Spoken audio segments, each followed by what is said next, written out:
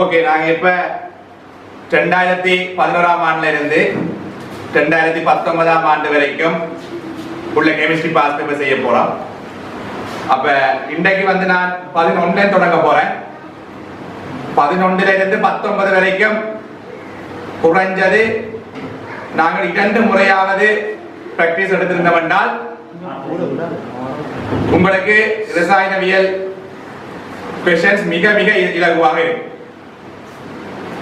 வந்த கேள்விகள் 5 வருஷம் 4 வருஷத்துக்கு ஒருக்கா மீண்டும் மீண்டும் மீண்டும் வருகிறது. ஆகவே அது முக்கியம். பாருங்க, நாங்கள் ஒவ்வொரு கேள்வியும் செய்யும் போது அதை பற்றி அவதானிப்போம். இப்பொழுது முதலாவது கேள்விக்கு நான் செல்லுகிறேன். 2011 பார்க்கிறேன். மிக உயர்ந்த மின் கடத்தலை காட்டுகின்ற 3D மூலகம். யார் வந்து மிக உயர்ந்த மின் கடத்தலை காட்டுகிறது என்றது கேள்வி. ரைட், அது உங்களுக்கு தெரியும், செப்பு. ஏனென்றால் உங்களுக்கு தெரியும், இப்ப எங்கட மின் கம்பிகள் அல்லது எங்கட சொல்லப்படுகின்ற இந்த மின் இரசாயன சாதனங்கள் போன்ற எதுவுமே இப்பொழுது தற்போது ஆக்கப்பட்ட செப்பினார். காரணம், செப்புக்கு உயர் மின் கடத்துதிறன் உண்டு. 3D மூலகங்கள் தான் உங்களுக்கு தெரிஞ்சுக்கணும். 3D மூலகங்கள்ல செப்புக்கு என்ன மாதிரி இருக்கிறது? 3 விஷயங்கள் செப்பை பற்றி தெரியும். அந்த 3D மூலகங்கள்ல வந்து செப்புக்கு உயர்ந்த அடர்த்தி, செப்பு தான் உயர்ந்த அடர்த்தியை காட்டும் 3D மூலகங்கள்ல. அதே போல இப்ப உயர் மின் கடத்துதிறன்,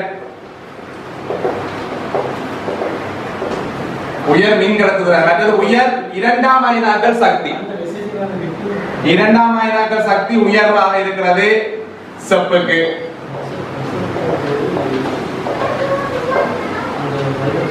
அதை ஞாபகப்படுத்திக் கொள்ளுங்கள். முதலாம் அயனாக்கல் சக்தி கூடினது சட்டனுக்கு. மூன்றாம் அயனாக்கல் சக்தி கூடினது மீண்டும் சட்டனுக்கு. அப்ப முதலாம் அயனாக்கல் சக்தியும் மூன்றாம் அயனாக்கல் சக்தியும் சட்டனுக்கு உயர்வு. ஆனால் இரண்டாம் அயனாக்கல் சக்தி செப்புக்கு உயர்வு. தெரிஞ்சால் சரி. உருகுநில உயர்வு எதன்னு கேட்டால் வனேடியம். சரிதானே? உருகுநிலை எதற்கு உயர்வு என்று கேட்டால் அதுக்கு விட வனேடியம். உருகுநிலை குறைவானது 3D மூலகங்கள், உருகுநிலை குறைவானது சட்டன். உருகுநிலை குறைவானது வந்து சட்டன் ஆக இருக்கு. ஆகவே இது போன்ற பௌதிக நிலைகள் எங்களுக்கு தெரிய வேண்டும். இது போன்ற பௌதிக இயல்புகள் எங்களுக்கு தெரிஞ்சிருக்க வேண்டும். ரைட்.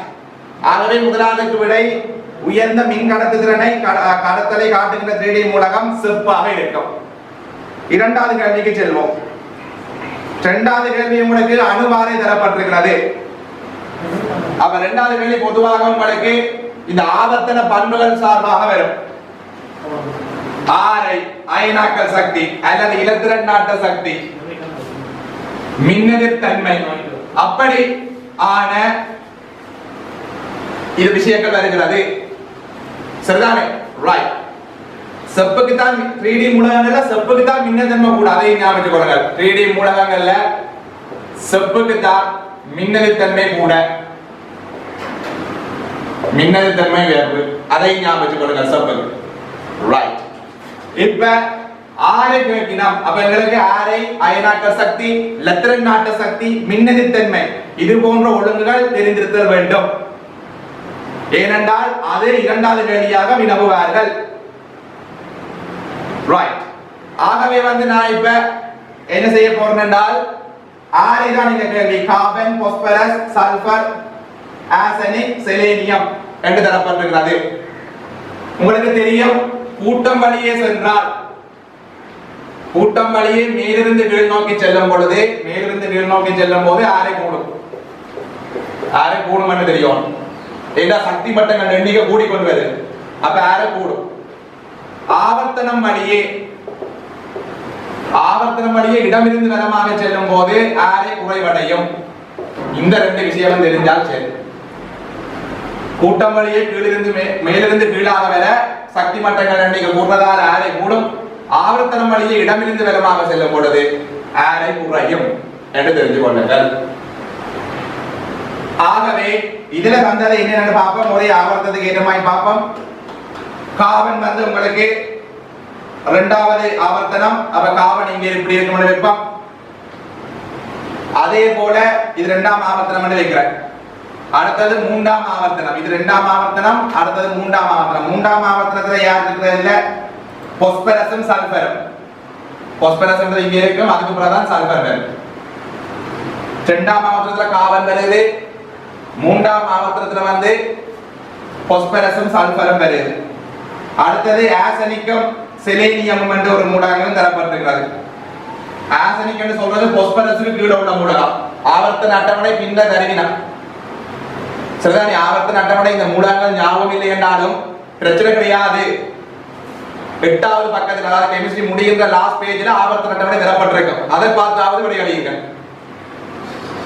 ஆகவே வந்து இதுல பாருங்கள், பாஸ்பரஸ் கீழே, அவருக்கு கீழே ஆர்சனிக் இருக்கும், சல்பருக்கு கீழே செலேனியம் இருக்கும். இது நான்காம் ஆவர்த்தனத்துக்குரிய மூலகங்கள்.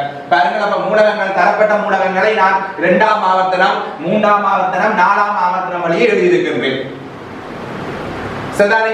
இப்ப எழுதினா பிறகு உங்களுக்கு தெரியும், கட்டாயம் கூட்டம் வழியே என்ன செய்யும்? கூட்டம் வழியே கீழே வர வர வர ஆர கூடணும். ரைட்டா? ஆவர்த்தனம் வழியே என்ன செய்யும் என்றால் குறைந்து கொண்டு செல்லும். அப்ப முதலாவது குறைஞ்சது கார்பன். கார்பனுக்கு குறைவு, கார்பனுக்கு குறைவுன்னு சொல்லியாது. ஏன்னா 2ஆம் ஆவர்த்தனத்துக்கு அதை விட 3க்கு பெருசா இருக்கும், 3ஐ விட 4க்கு பெருசா இருக்கும். பாஸ்பரஸ் சல்பர் அடுத்தது வரும். என்னென்ன தெரியும்? ஆவர்த்தனம் வழியே குறையும். அப்ப அடுத்தது சல்பர் தான் வரும், அடுத்தது பாஸ்பரஸ் வரும். சரியா? சல்பருக்கு பாஸ்பரஸ் வரும். அடுத்தது 4ஆம் ஆவர்த்தனம் எல்லாரையும் கூட. அந்த இடத்துல நீங்க என்ன பார்க்கணும்? ஆர்சனிக்கா செலேனியம் பார்க்க ஆவர்த்தனம் வழியே குறையும். அப்ப செலேனியம் தான் அடுத்தது வந்து, அடுத்தது ஆர்சனிக் வரும். இதுதான் விடை. ஆகவே அப்படியான விடை இருப்பது உங்களுக்கு 5. சரியா? 2ஐ விட 3க்கு பெருசு, 3ஐ விட 4க்கு பெருசு நம்ம பாப்பீங்க. ஏன்னா கூட்டம் வழியே கூடணும், அடுத்தது ஆவர்த்தன வழியே குறையும். அப்படின்னா பாஸ்பரஸோட சல்பர் குறையும். பாஸ்பரஸோட சல்பர் குறையும். அதே போல செலேனியத்தை விட ஆர்சனிக் குறையும். செலேனியத்தை விட ஆர்சனிக் கூட, சாரி, ஏன்னா ஆவர்த்தன வழியே குறையும்மா, ஆவர்த்தன வழியே குறையும். அப்ப செலேனியத்தை விட ஆர்சனிக் கூட, செலேனியத்தை விட ஆர்சனிக்கு கூடவாக இருக்கும். இது 2வது கேள்வி. ரைட். அடுத்தது நான் இப்ப 3வது கேள்விக்கு போக போறேன்.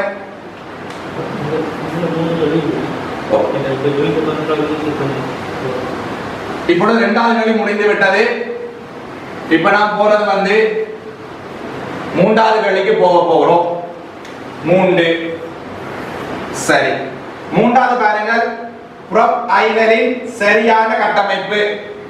ஒரு ஆர்கானிக் கேள்வி ஒன்று வருது. பொதுவாக 3வது கேள்வி அல்லது 4வது கேள்வியாக, இப்ப நியூ சிலபஸ்ல அது 4வது கேள்வியா வரும், பழைய சிலபஸ்கள் அது 3வது கேள்வியா இருக்கும்.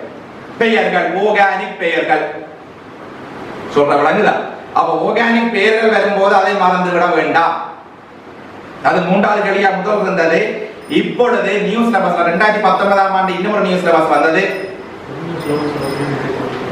அந்த 2019ல அந்த இதுல வந்து என்ன வந்திருக்கேன்டா, புதிதாக 4வது கேள்வியாக ஆர்கானிக் கேள்வியை போடுங்க. சரியா? ரைட். அப்ப ஆர்கானிக் கேள்வியில வந்து இங்க உங்களுக்கு என்ன தந்திருக்கீங்கன்னா, பெயரை தந்துட்டு கட்டமைப்பு என்ன என்று கேட்பீங்க. சரியா? ரைட். அப்ப பாருங்க, ப்ரோப் ஐனல் என்று வருது. ப்ரோப் பண்ணா எத்தனை கார்பன் என்று முதல் யோசிங்க. ப்ரோப் பண்ணா 3 கார்பன். அப்ப 3 கார்பனை முதல் போடுங்க. Carbon carbon carbon. இப்படி செய்யறது ஈஸி. சொல்றவங்களா கார்பன் கார்பன் கார்பன் என்று போட்டா ப்ரோப் பண்ணா 3 கார்பன் தானே. அப்ப 3 கார்பனை முதல் போடுங்க. அடுத்தது அல் என்று முடிகிறது. அல் என்று முடிந்தால் ஆல்டிகைட். இப்ப உங்களுக்கு எப்பவுமே தெரியும், ஆல்டிகைட்டுக்கு ஆல்டிகைட் அந்த CHO உள்ள கார்பனுக்கு தான் நம்பர் 1 போடும். சரியா? CHO உள்ள கார்பனுக்கு தான் நம்பர் 1. என்னன்னா உங்களுக்கு தெரியும், ஆரம்பத்துல முதலாவது காரணங்கள் ஓடல என்ன வேணும்? முதலாவது பூச். என்ன? அடுத்தது என்ன வருது? பூச்சுக்கு பிறகு எசுத்தர், COOR எசுத்தர். எசுத்தருக்கு பிறகு அமில குளோரைடு, COCl. ஓடரை சொல்லி கொண்டு வா.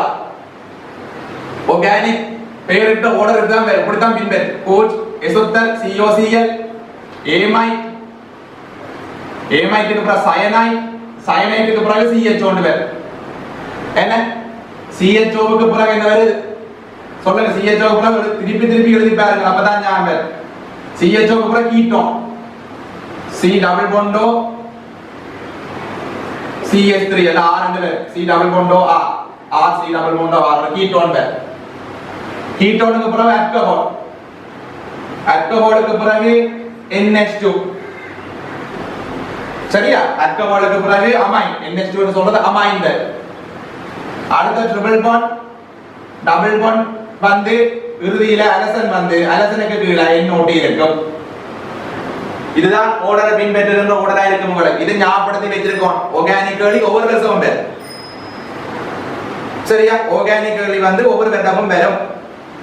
ஆகவே வந்து கூட் எசுத்தர் COCl அமில குளோரைட், அடுத்தது ஏமைட், ஏமைட்டுக்கு அப்புறம் சயனைட் CN, அடுத்தது CHO, அதாவது ஆல்டிஹைட், கீட்டோன், ஆல்கஹால், முதல் அமைன் அதாவது amine, triple bond double bond, அலசன்கள் இந்த NO2. இதுதான் ஆர்டர். இதுல என்னதை நீங்க கவனிக்கணும்னா இந்த CHO-வுக்கும் அதுக்கு மேலவும் இந்த CHO-வும் அதுக்கு மேலவும் எப்பயுமே அந்த கார்பனுக்கு தான் கொண்டு வரும். அதை மறந்து விட வேண்டாம். அப்ப CHO-க்கும் அதுக்கு மேல பாருங்க, இந்த கார்பனுக்கு தான் இந்த அஸ்டிக் மார்க் போட்ட அதே கார்பனுக்கு தான் நம்பர் 1 போட வேண்டிய சந்தர்ப்பம் இருக்கும். இந்த கார்பனுக்கு தான் நம்பர் 1 போட வேண்டும். சரியா?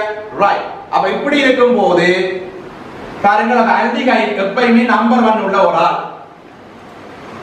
ஆகவே இங்க பாருங்க, உங்களுக்கு பேர் என்ன இருக்கிறது என்றால் இவருக்கு மேலதான் எப்பயுமே நம்பர் 1 கொண்டிருக்கிறார்கள். கீழே உள்ளார்கள் வந்து கார்பன் எண்ணிக்கை குறைவாக இருக்கும் போது அதுல இருந்து நம்பர் போடுவீங்க. எங்க இவை இந்த தொழிற்படு கூட்டங்கள் இலக்கம் குறைவாக வரும் மாதிரி நம்பர் போடுவீங்க. இதுக்கு கீழே உள்ளார்கள்.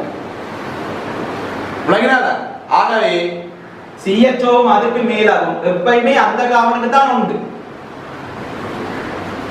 ஆல்டிஹைடுக்கு கீழே உள்ளாக்களுக்கு நம்பர் போடும்போது அந்த பிரதான தொழிற்படு கூட்டம் குறைந்த இலக்கத்தில் வரக்கூடிய மாதிரி நம்பர் போட வேண்டும். இப்ப பாருங்க, எனக்கு இந்த கேள்விக்கு நான் இப்ப வருகிறேன். 2017ஆம் ஆண்டு 3வது கேள்வி செய்து கொண்டிருக்கிறோம். அந்த கேள்விக்கு நான் இப்ப வருகிறேன். பாருங்க, கார்பன் கார்பன் கார்பன் என்று இருக்கிறது. 3 ப்ராப்பர்ட்டி சொன்னால் முதல் 3 கார்பனை போடுங்க. அது சரி, போட்டாச்சு. இனி பாருங்க, கட்டாயம் அல்லண்டு வருகிறது. அல்லண்டு வந்தால் அங்க பாருங்க ஆல்டிஹைட் என்று முடிய வேண்டும். பிரதான தொழிற்படு கூட்டம் அல். விளங்குதா?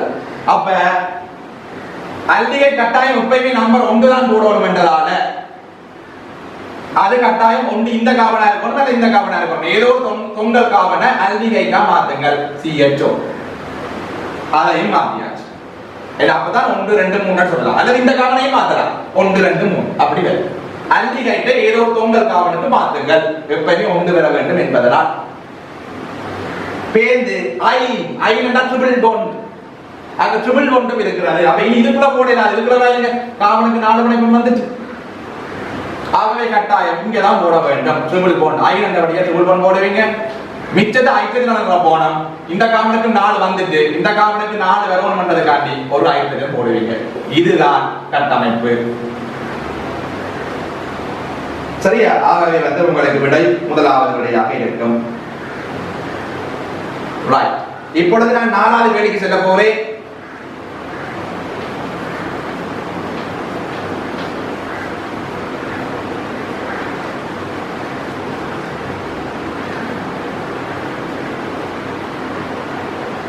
டவுட்டா நீங்க சட்ட தெரிவிக்கிறதா? டவுட்டா விளக்கவில்லை அல்லது விளங்கவில்லை, சவுண்ட் பிரச்சனை இல்லது, ஏதாவது ஸ்லோவா போடுமா ஃபாஸ்டா போடுமா, என்னத்தை இருந்தாலும் பிரச்சனை கிடையாது. நீங்க கமெண்ட் பாக்ஸ்ல அல்ல chat பாக்ஸ்ல இங்க மெசேஜா போட முடியும். ரைட். அடுத்தது பாருங்க, இப்பொழுது நாங்க 4வது கேள்வி பார்க்கின்றோம். 4வது கேள்வி பார்க்கின்றோம். ரைட். ஒரு நிறமற்ற திண்மம் X ஆனது ஐதான HCl உடன் வெப்பமாக்கும் போது ஒரு கபிலநிற வாயுவை தருகிறதா? சரிதான், HCl-க்கு கபிலநிறமான வாயுவை தருகிறது. இருக்கட்டும். அதே போல NaOH உடன் வெப்பமாக்கப்படும் போதும் ஒரு நிறமற்ற கார வாயுவை தருகிறது. அப்பொழுது திண்மம் X என்னவாக இருக்கும் என்று கேட்கிறார். சரி, என்ன சொல்லினோம்டா அந்த எக்ஸுக்கு ரெண்டு விதமான சோதனைகள் செய்யலாம். ஒன்று வந்து உங்களுக்கு HCl சேர்க்கணும், அப்ப கபில வாயு எழுதாம். மறக்க வேண்டாம், இப்பொழுது ஞாபகப்படுத்திக் கொள்ளுங்கள். இங்கிலிருந்து கபில வாயு HCl சேர்க்க வருதுன்றால் அந்த கபில வாயு NO2 ஆக இருக்கும். சொல்ற விளங்குதா? எப்பயுமே HCl சேர்க்கும் போது கபில வாயு வருதுன்றால் அது NO2 தான், வேற கதை இல்லை. அப்ப HCl சேர்க்கிறீர்கள், கபில வாயு வருகிறது, அந்த கபில வாயு NO2. ஆகவே இருந்த அன்னையன் NO2 மைனஸ், இருந்த அன்னையன் வந்து இங்க NO2 மைனஸ் இருக்கும். இது வேற வேற விளக்கங்களோ அல்லது வேற அன்னையங்களோ அங்க வரா. சரியா? HCl சேர்க்க கபில வாயு வருகிறது என்றால் நிச்சயமாக வர்றது வாயு NO2. ஆகவே நிச்சயமாக இருக்கின்ற அன்னையன் NO2 மைனஸ். ரைட். எந்த இரண்டு ஒரு ஆள் கேட்கிறார்கள்? 2011 செய்கிறேன். 2011 இப்பொழுது 4வது வேலை செய்யப்படுது. சரியா? ஓகே. இன்னும் ஒரு ஆள் கேட்கிறார் NO3 மைனஸுக்கு என்ன நடக்கும் என்று. NO3 மைனஸ் கவனியுங்கள், NO3 மைனஸ் HCl உடன் தாக்காது. HCl க்கு அது வாயு விளைவே தராது. சரியா? HCl கதை ஞாபகப்படுத்திக் கொள்ளுங்கள். NO3 மைனஸ் வந்து HCl க்கு, இங்க நாங்க சேர்த்தது HCl, அதை கவனியுங்க. அப்ப HCl க்கு வந்து HCl க்கு இங்க NO3 மைனஸ் தாக்காது. இன்னும் ஒரு கேக்குற Br மைனஸ்க்கு என்ன நடக்கும் என்று. சே Br மைனஸும் HCl ஓட தாக்காது. HCl மைனஸ் HCl க்கு அவை வாயு விளைவுகளை தராது. அதுதான் சொல்லுகிறேன். HCl சேர்க்கும் போது கபில வாயு என்றால் அது NO2, அந்த அயனை தந்தது NO2 மைனஸ். கவனிங்கள், HCl க்கு நீங்க தெரிஞ்சு கொள்ளணும், HCl சேர்க்கும் போது NO3 மைனஸோ SO4 2 மைனஸோ, சரியா? NO3 மைனஸோ SO4 2 மைனஸோ அல்லது பாஸ்பேட் PO4 3 மைனஸோ, அதே மாதிரி அலசன்கள் எல்லா அலசன்களும் வரும். Cl மைனஸோ F மைனஸோ Br மைனஸோ I மைனஸோ, இந்த மாதிரியான அலசன் அயன்கள் NO3 மைனஸ் சல்பேட் பாஸ்பேட், இந்த மாதிரியான ஆட்கள் HCl க்கு வாயு விளைவை தராது. HCl க்கு வாயு விளைவை தராது.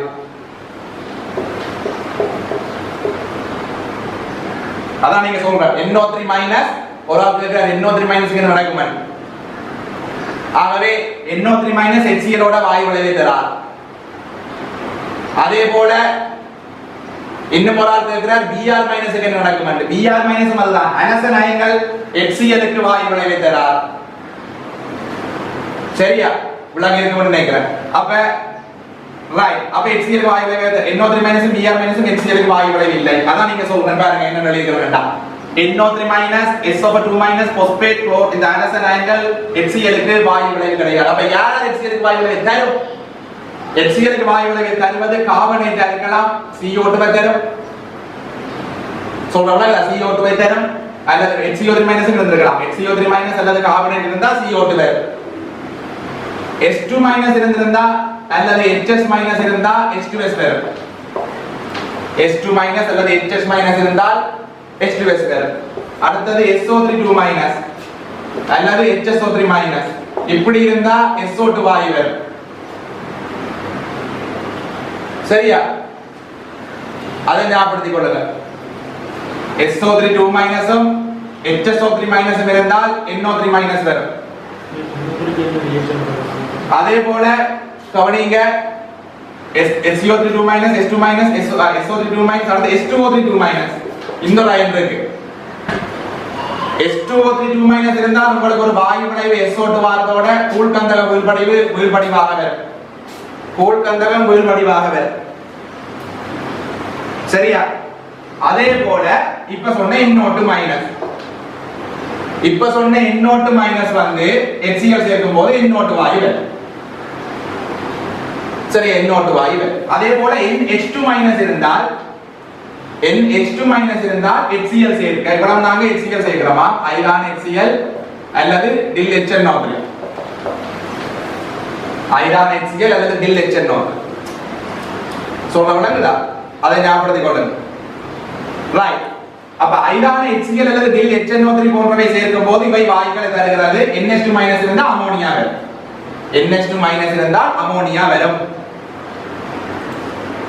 திருப்பியும் எந்த இரண்டு கேட்கிறீங்க நாங்கள் 2011 செய்கிறோம் 2011 இப்பொழுது 4வது வேலை செய்து கொண்டிருக்கிறேன் ரைட் அப்ப பாருங்க இதுல இப்ப இந்த இடத்துல பாத்தீங்கன்னா NH2- உங்களுக்கு என்னது சேர்க்கிறோம் நம்ம HCl சேர்த்தோம்னா எங்களுக்கு அமோனியா வாயு வருது சொல்ல விளங்குதா ஆனால் கவனியுங்கள் CO2O H2SO SO2O அமோனியாவோ நிறம் இல்லை நிறமுள்ள வாயுவின் தான் இந்த எண்ணோட்டு தான் கபில நிறமாக வாயுவாக இருக்க போகுது HCl சேர்க்கும் போது அதையும் கவனிக்கலாம் நான் என்ன சொல்றேன் HCl அல்லது டில் HNO3 சேர்க்கிறேன் ரைட் அப்ப NO2- வந்து NO2 தரும் அதுதான் கபில வாயு அப்ப நிறமுள்ள வாயுவை HCl சேர்க்கும் போது நிறமுள்ள வாயு வரும் என்றால் ஒரே ஒரு அர்த்தம் NO2- சரி NO2- ஆக இருக்கும் மற்றதுக்கும் இவைக்கு வரும் CO2 வருது H2S வருது SO2 வரலாம் NH3 வரலாம் ஆனா அவைக்கு நிறம் இல்லை நிறம் உண்டு என்றால் NO2 கபிலம் விருந்தாயன் NO2- இவை வந்து HCl க்கு வாயுவை தராது இந்த சல்பேட் பாஸ்பேட் NO3- குளோரைடு அது தராது சரியா அவை வந்து வாயுவை தராது அவை வந்து மெயினா தாக்குவதில்லை HCl உடன் தாக்குவதில்லை இவை சரியா எங்க தாக்குவதற்கு தாக்காது இவை வந்து HCl வாயுக்களோட தாக்குவதில்லை HCl ஓட இதை ஞாபகப்படுத்திக் கொள்ளுங்கள் இன்னும் ஒன்றையும் குறித்து வச்சுக் கொள்ளுங்கள் இதை அளிக்கிறேன் நான் இன்னும் ஒன்றை குறித்து வைத்துக் கொள்ளுங்கள் இப்பொழுது நாங்கள் கலைச்சது இதெல்லாம் HCl அல்லது டில் HNO3 அப்ப டில் HCl அல்லது டில் HNO3 தான் சரியா டில் HNO3 அல்லது டில் HCl க்கு தான் நாங்க என்ன செய்கிறோம் என்றால் சரியா டில் HCl அல்லது டில் HNO3 க்கு தான் நாங்க இவ்வளவு செய்து பார்த்தாங்க அப்ப டில் HCl சேர்க்கும் போது நிறமுள்ள வாயு என்றால் NO2 தான் சொன்னாங்க அந்த NO2- இருந்து வந்திருக்கும்னு சொன்னாங்க சரியா ஆனா செறிந்த H2SO4 சேர்க்கின்ற சந்தர்ப்பத்தில் வந்து அந்த இடத்துல NO3- இருந்தாலும் NO2 வாயுவை தரும் ஒட்சியேற்றத்தால தரும் அதே போல செறிந்த H2SO4 சேர்த்தால் NO3- இருந்தாலும் NO2 தரும் NO2- இருந்தாலும் NO2 தரும் Br- இருந்தாலும் Br2 தரும் Br2 கவிலம் தான் இது ரெண்டும் கவிலம் Br2 கவிலம் தான் அப்ப செறிந்த H2SO4 என்றால் இந்த மாதிரியான மூன்று அயன்களுக்கு இப்ப நிறமுள்ள வாயு வரலாம் செறிந்த H2SO4 क्वेश्चन 4 திருப்பி சொல்றீங்க 4 தான் நம்ம செய்து கொண்டிருக்கிறேன் அந்த 4க்கான விடைக்கு நாங்க வரவில்லை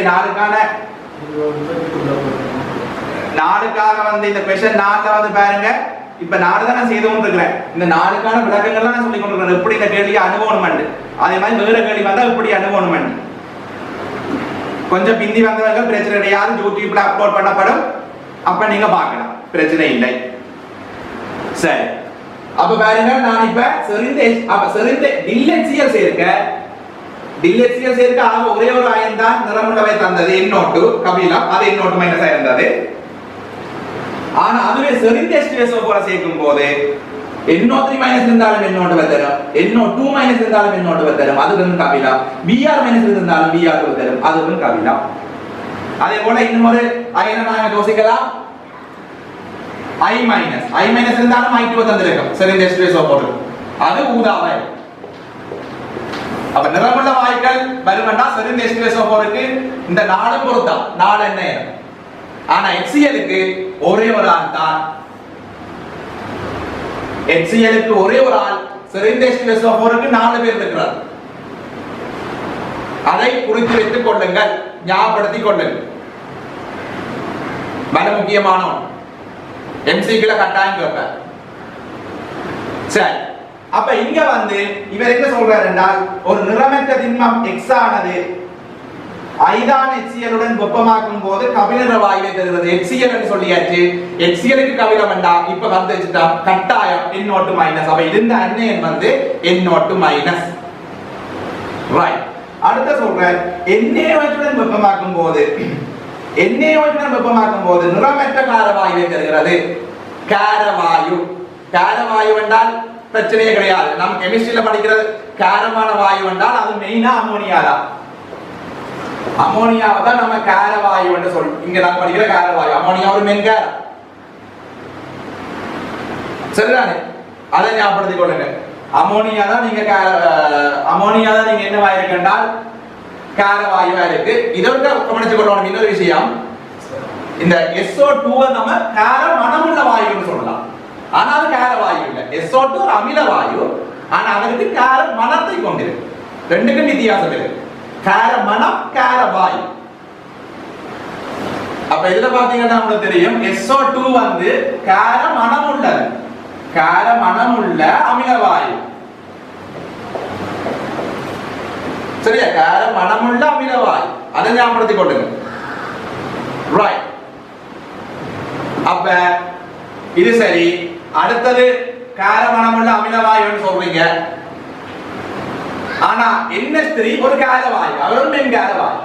நம்ம கெமிஸ்ட்ரியில படிக்கிற அநேகமான வாயுக்கள் அமிலமா தான் இருக்கும். அப்ப பாருங்க இதுல பாருங்க தெரியுமா CO2, H2S, SO2 இதெல்லாம் இந்த NO2 எல்லாம் அமிலம்.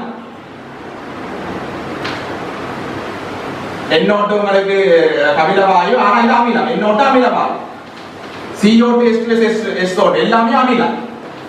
ஆனா இந்த அமோனியா கார. NH3 வந்து காரவாயு. ஆகவே வந்து இதுல பாத்தீங்கன்னா உங்களுக்கு தெரியும் இவர் சொல்ற காரவாயுவை தருகிறது. அப்ப என்ன நடக்க போதென்றால் காரவாயுவை தருகிறது. அப்ப காரவாயு பிரச்சனை நிறமற்ற காரவாயு. அமோனியாவுக்கு நிறம் இல்லைன்னு எனக்கு தெரியும், பிரச்சனை இல்லை. சில பேர் குழம்பி விடுறது இந்த அமோனியாவுக்கும் கபில நிறம் இருக்கும். இல்லை, அமோனியாவுக்கு நிறம் இல்லை. தெளிவாக சொல்லுகிறேன். அமோனியா நிறமற்ற வாயு. ஆனால் அமோனியா நெஸ்லரின் சோதனை பொருளுக்கு கபில வேறுபடி வைத்தது. ஆனால் அமோனியாவுக்கு நிறம் இல்லை. அப்ப அமோனியா நிறமற்ற வாயு, அது நெஸ்லரின் சோதனை பொருளுக்கு கபில நிறத்தை தரும். அதை ஞாபகம் இன்னும் 10 நிமிஷத்துல கட் பண்ண போகுது. 40 நிமிஷம் தானே சூம் ஆக்டிவிட்டி. ஆகவே வந்து 10 நிமிஷத்துல கட் ஆகும். ஒருக்கா நீங்களும் ஒருக்கா கட் பண்ணி திருப்பி ஒருக்கா ஜாயின் பண்ணுங்க. சரியா? திருப்பி ஜாயின் பண்ணீங்கடா. சரி, ரைட். இப்ப பாத்தீங்கன்னா சரி பாருங்க. அப்ப அமோனியா வந்து இந்த இடத்துல பாத்தீங்கன்னா தெரியும் அமோனியா தான் இந்த காரவாயு. நிறம் இல்லை. காரவாயு நிறம் இல்லை. அமோனியாவுக்கு நிறம் இல்லை. அப்ப கவனிங்க, என்னதை நீங்க சேர்த்து சூடாக்கினீங்க? NaOH போட்டு சூடாக்குறீர்கள். எப்பயுமே மறந்து விட வேண்டாம், நான் சொல்றேன் கவனிங்கள். ஒரு குறிப்பிட்ட தொகுதிக்கு காரம் சேர்த்து சூடாக்க அமோனியா வருமென்றால் கட்டாயம் கட்டையனாக NH4+ இருக்கு. சொல்ற விளங்குதா? அதாவது ஒரு குறிப்பிட்ட தொகுதிக்கு காரத்தை சேர்த்து ஹீட் பண்ண அமோனியா வாயு வெளியேறுதென்றால் கட்டாயமாக இருக்கின்ற கட்டையன் NH4+. NH4+ என்ற கட்டையன் இருந்தால்தான் காரம் சேர்த்து சூடாக்கும் போதெல்லாம் உங்களுக்கு அமோனியா வாயு வெளியேறிக் கொண்டிருக்கும். அப்ப இப்ப கட்டையையும் கண்டாச்சு, அன்னையையும் கண்டாச்சு. சரிதானே? அப்ப இங்க NH4+ NO2- சேர்ந்தால் அமோனியம் நைட்ரேட். இதுதான் விடை. இந்த விடையை நான் ஸ்ட்ரைட்டா சொல்லவில்லை.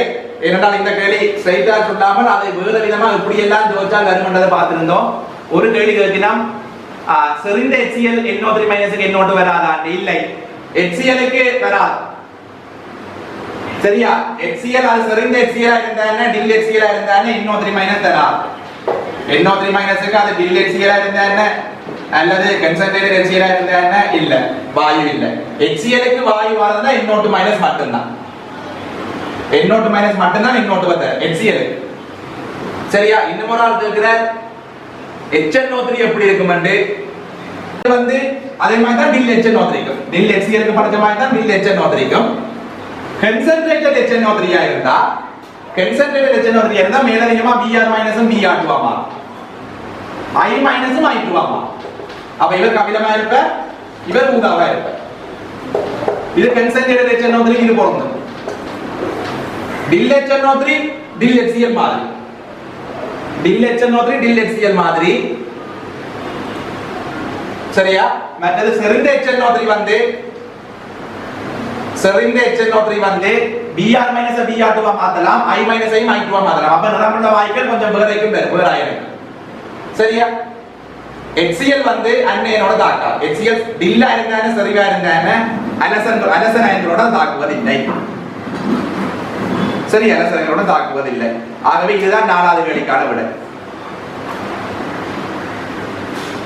ரைட். நாலாவது கேள்விக்கு வந்து NH4 NO2. வேற ஒரு டவுட் நீங்க கேட்கப்படையில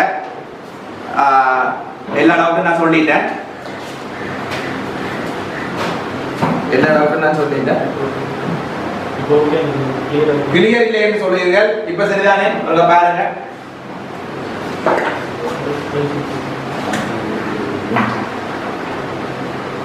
சரி அத பாத்தீங்கன்னா சரி ஏது வேற ஏதாவது டவுட்டா இருக்கா நீங்க கேட்கலாம், பிரச்சனை இல்ல.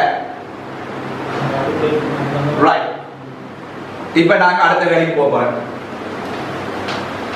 நாலாவது கேள்வி சரி இன்னும் டவுட் இல்லையேண்டா அவருக்கு நாங்க யூடியூப்லயும் போடுவோம். சரியா? யூடியூப்லயும் போடுவோம். அப்ப மீண்டும் ஒருக்கா பார்ப்பதன் மூலம் அது இன்னும் கிளியரா பிரச்சனை கிடையாது. இன்னும் ஒரு டவுட் கேட்கினா NO3 NaOH NO2 தராதா என்று கேட்கினா NO3 NaOH இல்லை. NO3 வந்து NH4 காரம் சேர்க்கும் போது அம்மோனியா வரதுன்னா நீங்கள் கவனிக்கணும், வடிவ கவனிங்கள். காரம் சேர்க்கும் போது அம்மோனியா வருதுன்னா நாங்க NH4+ தான் இருக்கும். சரியா? NH4+ தான் இருக்கும். நீங்கள் ஏன் அப்படி ஒரு கேள்வியை கேட்கிறீர்கள் என்றால் எனக்கு விளங்கி விட்டது. இந்த NO3 NaOH மட்டும் இருக்கக்கூடாது. கார ஊடகத்துல இன்னும் ஒரு தாழ்த்துகின்ற ஆள் இருக்கணும். அதாவது அலுமினியம் அல்லது சட்டன் தூள் இருக்கணும். அலுமினியம் தூள் அல்லது சட்டன் தூள் அல்லது தேவதாவின் கலப்புலோகம். அலுமினியம் தூள் சட்டன் தூள் அல்லது தேவதாவின் கலப்புலோகம் சொல்றது இந்த அலுமினியத்தையும் சட்டனையும் சேர்த்தது. சரியா? அப்ப அவை ஏதாவது இருந்தா தான் அமோனியா வரும். NH3 வரும். மற்றது இங்க AlO2- வரும். நீங்க கேக்குறீங்க NO3 NaOH க்கு NO2 தராதான்னு கேக்கினா இல்ல, அது சாத்தியம் இல்லை. இங்க NO3 அலுமினியம் தூள் NaOH சேர்க்கும் போது அமோனியா வரலாம். சரியா? அமோனியா வரலாம்ன்றது அந்த சாத்தியம் இருக்கு. இந்த தாக்கம் நடக்கும். அது இந்த தாக்கத்துக்கு நீங்க அலுமினியத்துக்கு பதிலா சட்டன் பாவிக்கலாம் அல்லது ரெண்டையும் கலந்து பாவிக்கலாம். சரியா? அதை ஞாபகப்படுத்திக் கொள்ளுங்க. ரைட். இதை சமப்படுத்தி நீங்க எழுதிக்கணும். அது முக்கியம். NO3 இந்த இடத்துல நீங்க நீர் போட்டா தான் சமப்படுமா? சரியா? நீர் போட்டா தான் சமப்படும். சமப்படுத்தி பாருங்கள். இதுல நீங்க NaOH க்கு பதிலா நீங்க OH- பாவிக்கலாம்.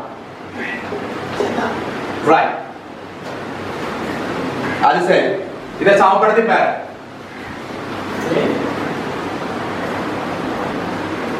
இப்பொழுது நான் வந்து அஞ்சாவது கேள்விக்கு போறேன். அஞ்சாவது கேள்வி. அலைநீளம் 305 நானோமீட்டரை உடைய போட்டோன்களில் உங்களுக்கு சொல்லப்பட்டிருக்கு. அலைநீளம் வந்து இங்க 305 நானோமீட்டருடைய போட்டோன்களில் ஒரு மோலின் சக்தி என்னவாக இருக்கும் என்றதுதான் கேள்வி. பிளானட் மாதிரி தரப்பட்டிருக்கு 6.62 தர 10⁻34 ஜூல் செகண்ட். ஒளியின் கதிரின் தந்திருக்கிற 3 தர 10⁸ மீட்டர் செகண்ட் -1. அவகாட்ரோ மாறி இப்ப எங்களுக்கு தேவை இருக்கு. அது மேல தந்திருக்கு. அப்ப அவகாட்ரோ மாறி வந்து மேல உங்களுக்கு 6.022 தர 10⁻23 மூல் -1 தந்திருக்கலாம். சரியா? சரி. இப்ப கேள்வி என்னன்னா ஒரு மூலுக்கான சக்தி என்ன கேட்கலாம். ஒரு போட்டோனுக்கான சக்திக்கு என்ன சமன்பாடு? E = h. சரிதானே? இங்க கேட்ட ஒரு மூலுக்கு கேள்வி நான் ஒன்றை கண்டுட்டு பேருந்து மூல் ஆக்குவோம். அப்ப E = h μ அல்லது hf என்று சொல்லுவீங்க. சில பேர் E சமன் H mu என்று சொல்லுவார்கள், அதுவும் சரி, அல்லது HF என்று சொல்லுவார்கள், அதுவும் சரி. ஆகவே நான் இதுல போடுறேன் E சமன் HF வந்து ஒரு போட்டோனுக்கான சக்தி, ஒரு போட்டோன் சக்தி E சமன் HF. சோ பிளாங்கின் மாதிரி உங்களுக்கு தரப்பட்டிருக்கு, அது 6.62 தர 10⁻34 ஜூல் செகண்ட். frequency வந்து இங்க உங்களுக்கு தரல, ஆனா அலைநீளம் தரப்பட்டிருக்கிறது. சரிதான், அலைநீளம் தரப்பட்டிருக்கு. அலைநீளம் தந்தால் உங்களுக்கு தெரியும் C சமன் F லாம்டாவின் படி, ஒளியின் காலி சமன் C சமன் F லாம்டா, அதன்படி உங்களுக்கு தெரியும் அலைநீளத்திற்கு பதிலா என்ன போடலாம், C ஓவர் லாம்டா. சரிதானே, C சமன் F லாம்டாவின் படி frequencyக்கு பதிலா C ஓவர் லாம்டா பாவிக்கலாம். அப்படி பாவிக்கும் போது 6.62 தர 10⁻34 ஜூல் செகண்டின் மேல மணியின் ஒளியின் கதி தான், சாரி ஒளியின் கதி தந்திருக்கிறா. ஒளியின் கதி வந்து 3 தர 18 செகண்ட் -1, சாரி மீட்டர் செகண்ட் -1. அதன் கீழ் லாம்டா தரப்பட்டிருக்கிறது, கவனிங்கள், அது நானோமீட்டர்ல தரப்பட்டிருக்கு, 60 மீட்டர்ல போறோம். ஆக 305 தர 10⁻9 மீட்டர். எல்லாம் மெசேஜ்ல இருக்கும், அது முக்கியம். மீட்டர்ல இருக்க வேண்டும், நானோமீட்டர் மீட்டருக்கு மாத்தி நானோ வந்தா 10⁻9. ஆகவே 305 தர 10⁻9 மீட்டர். இது சரி, ஆனா கவனிக்கணும், இது என்னது, இது ஒரு போட்டோனுக்கான சக்தி. E சமன் HF என்று சொல்றது ஒரு போட்டோனுக்கான சக்தி. ஒரு போட்டோனுக்கான சக்தியை தான் இப்படி நாம கணிச்சு வச்சிருக்கோம். ஆனா கேள்வி, ஒரு மூலுக்கான சக்தி. ஒரு மூல் என்றால் அதை மீண்டும் என்ன தர, அவகாரோ என்னால பெருக்க வேண்டும். அவகாரோ என்னாலும் பெருக்க வேண்டும் இந்த விடையை. சோ இந்த விடையை ஒரு விட வரும், அந்த விடையை வந்து அவகாரோ என்னால பெருக்க வைங்க. மேல தந்திருக்கிறோம், உங்களோட பாஸ் பேப்பர்ல மேல தந்திருக்கிறோம் அவகாரோ எண். அப்ப அந்த எண் வந்து உங்களுக்கு தெரியும் 6.02 தர 10⁻23, 6.02 தர 10⁻23 மூல் -1. சரி, 6.02 தர 10⁻23 மூல் -1 போடுவீங்க, அதான் நீங்க தேவை. இத போட்டு நீங்க சுருக்கினீங்க என்றால், சுருக்கி விடை எழுப்பீர்கள், உங்களுக்கு 392 கிலோஜூல்.